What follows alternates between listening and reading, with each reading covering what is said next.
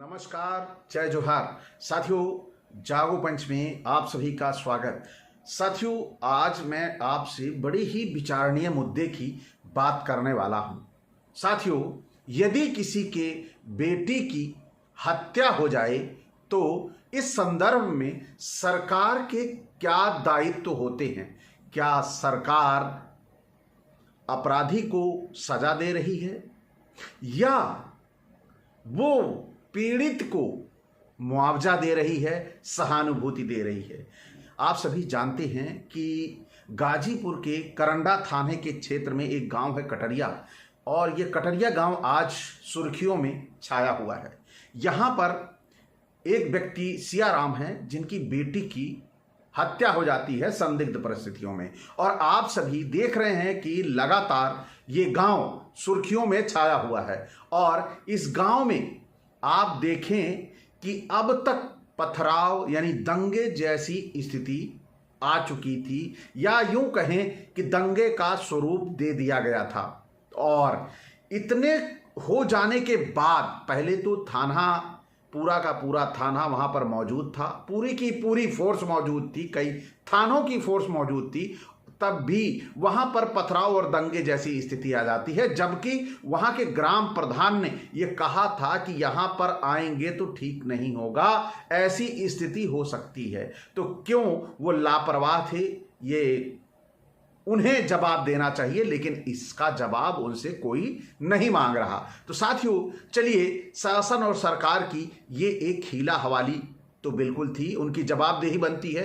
फिर यहां पर हम बात करते हैं कि हमारी सरकार ने 5 लाख रुपए, 1.5 बीघा जमीन और आवास देकर सियाराम के परिवार को क्या ये बताने का प्रयास किया है कि आपकी बेटी की मौत का ये मुआवजा है?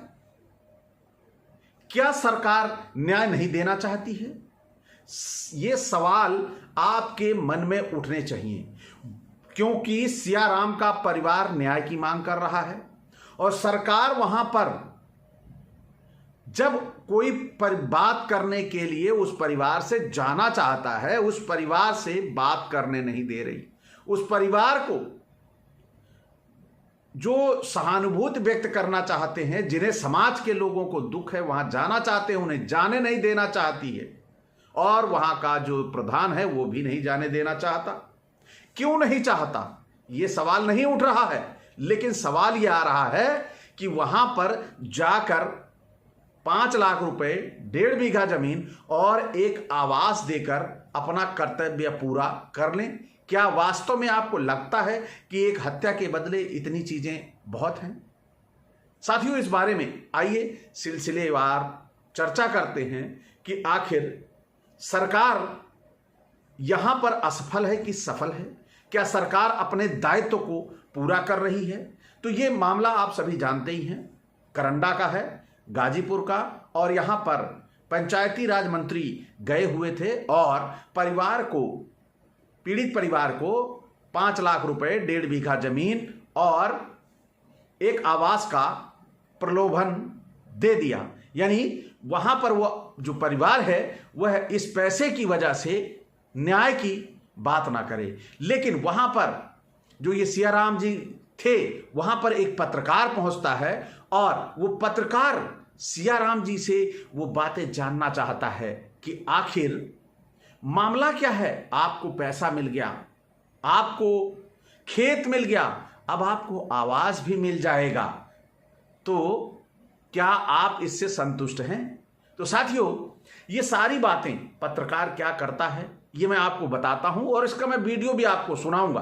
तो वहां पर पत्रकार पूछता है, सियाराम जी, आपकी बेटी का जो मौत का मामला हुआ, उसके बाद लगातार राजनीति गर्म हुआ, ऐसे में पंचायती मंत्री आपके घर आए थे, क्या बतलाएंगे कि किस तरह की बातें हुई? साथियों, ये हूबहू वही शब्द हैं, इसमें मेरे शब्दों की मिलावट नहीं है जो पत्रकार ने पूछे। तो सियाराम कहते हैं, बात तो वैसे कुछ नहीं हुई, मंत्री जी ने 5 लाख का चेक, 1.5 बीघा खेत दिया और एक आवास दिया, और मंत्री जी से मेरा यही अनुरोध है कि हमको उचित न्याय दिलाएं, इस दौलत और पैसे को मैं पैर से। तो यहां पर यह वीडियो कट नजर आता है और फिर कहता है स्वागत करता हूं मंत्री जी, मुझे न्याय दिलाएं, यानी प्रार्थना है हाथ जोड़कर। तो यहां पर उनकी भाषा शैली बताती है कि उन्हें न्याय चाहिए, पैसे पर वो लात मारते हैं ऐसा कह रहे हैं, क्योंकि बीच में वीडियो वहां पर कट कर दिया है लेकिन पैर की बात साफ साफ सुनाई देती है। तो यहां पर उन्हें पैसे नहीं न्याय चाहिए। तो फिर पत्रकार पूछता है ऐसे में अब तक जो कार्यवाही हुई है उस दिन से लेकर आज तक पुलिस और जिला की कार्यवाही से कितना संतुष्ट हैं? फिर सियाराम कहते हैं वैसे तो मैं बहुत संतुष्ट हूं, जो अब तक कार्यवाही हुई है देखने में ठीक लगी। तो पत्रकार बोलता है ऐसे में क्या लगता है कि 29 में अखिलेश यादव जी जो आने की बात कर रहे हैं, यानी कि 29 तारीख को अखिलेश यादव जी ने आने की बात कही है, तो वही पत्रकार पूछ रहा है कि 29 को अखिलेश यादव आने की बात कर रहे हैं, अब उनको आना चाहिए या क्या कहना चाहते हैं? तो सियाराम कहते हैं सर अगर ये लोग आते हैं तो, और ये आए भी थे, पार्टी का दंगा हुआ और दंगे में हमारे गांव के लोग घायल हुए, एसएचओ साहब को चोट सही हमको बचाने में, इसलिए मैं ये चाहूँगा कि ये दंगा फसाद में ये चाहूँगा कि किसी प्रकार से ये रुक जाए, यानी ये उन्हीं की भाषा है। फिर पत्रकार कहता है आप क्या चाहते हैं, अखिलेश यादव आए या ना आए? फिर सियाराम कहते हैं सर इस बात को हम उनको रोक नहीं सकते, क्योंकि हम इतना पावर तो हमारी है नहीं, हम गरीब आदमी हैं। तो साथियों क्या ये जो बात आपने सुनी पूरी की पूरी, इसमें क्या लगता है आपको? क्या इतने पैसे के बाद भी जो सियाराम का जमीर है वह मरा नहीं और उनका जमीर जिंदा है और वो चाहते हैं कि उनकी बेटी की जो हत्या हुई है उन्हें न्याय मिले। और कौन नहीं चाहता कि उसके घर में जो हत्या हुई है उसके लिए पैसा मिल जाए? कौन चाहता है उसके घर में जो कोई पीड़ित हो जाए, किसी प्रकार का अपराध हो जाए तो उसके एवज में उसको पैसा मिल जाए? तो ये कहाँ का न्याय है? और सबसे बड़ी बात हम चर्चा अब करेंगे कि अगर कोई भी हत्या होती है तो सबसे पहले राज्य का क्या दायित्व है। फिर बात करेंगे हम कि क्या राज्य का जो दायित्व है उस दायित्व में अपराधी का जो किया हुआ कृत्य है, अपराधी के किए हुए कृत्य के प्रति यदि राज्य सरकार उसके प्रति कोई भी भुगतान करती है तो इससे अपराधी के ऊपर क्या फर्क पड़ता है। यानी जो करंडा की घटना हुई है कटरिया की, उसमें जो दो लोगों ने मिलकर उस बच्ची की हत्या की है तो उसमें सरकार क्षतिपूर्ति, सहानुभूति या यूं कहें कि वहां पर जो धन दिया जा रहा है वह धन सरकार के खाते से जा रहा है और ये हत्या करने वालों के ऊपर क्या जिम्मेदारी बनती है? क्या सरकार ने उनकी संपत्ति, उनके हिस्से की संपत्ति जब्त करके दी है? तो सबसे पहले जो यहां पर हत्या हुई है उस हत्या के लिए अगर सरकार उस सच में उन्हें दंडित करना चाहती थी तो उस व्यक्ति के नाम की जमीन सरकार सबसे पहले उनके परिवार को दे देती, तब तो न्याय था। ये तो क्षतिपूर्ति हुई, यानी किसी ने अपराध किया, अपराध कर दे और सरकार उसके लिए क्षतिपूर्ति दे, मुआवजा दे। तो क्या वो अपराधी सरकार का था? सरकार ने ऐसा करने के लिए कहा था? तो सरकार ने अपना दायित्व यानी न्याय जिसे कहते हैं, सरकार जस्टिस कब देगी, न्याय कब देगी? जब वो क्षतिपूर्ति जैसे कार्यों को अपनी जिम्मेदारी मान के खुद दे रही है। यानी हत्या जैसे जघन्य अपराध में सरकार की प्राथमिक जिम्मेदारी क्या होती है? अपराधी की तत्काल गिरफ्तारी। अब अगर लगता है कि सरकार नहीं अति संवेदनशील है तो निष्पक्ष और तेज जांच कर दे। लेकिन क्या निष्पक्ष और तेज जांच हुई? नहीं, इस विषय में कोई चर्चा नहीं है। फिर समयबद्ध न्यायिक प्रक्रिया जो ट्रायल है, जिसे हम ट्रायल कहते हैं, वो ट्रायल क्या चल रहा है? ये किसी ने सवाल नहीं उठाया और कठोर दंड की बात नहीं की। यानी आपको न्याय देना था, आप अपील करते, कोर्ट से अपील करते कि इसको फास्ट ट्रैक कोर्ट में देखा जाए और त्वरित अपराधी को दंड दिया जाए, और अपराधी ने यदि यह कृत्य किया है तो उसके हिस्से की जमीन से क्षतिपूर्ति परिवार को दी जाए। लेकिन यहां पर सरकार ने अपनी तरफ से अगर यह क्षतिपूर्ति, मुआवजा, सहानुभूति अगर दे दी है तो आप बताइए, क्या यह राजकीय क्षति नहीं है? इसे तो राजकीय क्षति के रूप में मानना चाहिए।